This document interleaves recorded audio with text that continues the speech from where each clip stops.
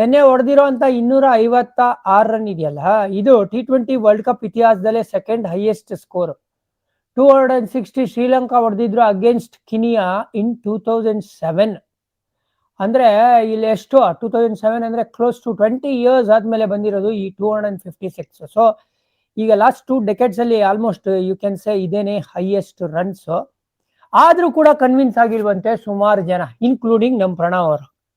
ಅಂದ್ರೆ ಅದಕ್ಕೊಂದು ಕಾರಣ ಕೂಡ ಇದೆ ಅಂತ ಹೇಳ್ಬೋದು. ಯಾಕೆ ಗೊತ್ತಾ, ಜಿಂಬಾಬ್ವೆನ್ ಇನ್ನ ಬೇಗ ಅಲೌಟ್ ಮಾಡ್ಬೋದಾಗಿತ್ತು, ಅಥವಾ ಇನ್ನ ಕಮ್ಮಿ ರನ್ಸ್ ಕಟ್ ಹಾಕ್ಬೋದಾಗಿತ್ತು, ನಮ್ ಬೌಲಿಂಗ್ ಇನ್ನ ಬೆಟರ್ ಆಗ್ಬೋದಾಗಿತ್ತು ಅನ್ನೋ ಒಂದು ಥಾಟ್ ಅಲ್ಲಿ ಈ ಮಾತನ್ನ ಹೇಳಿದ್ದಾರೆ ಅಂತ ನಂಗನ್ಸ್ತಾ ಇದೆ.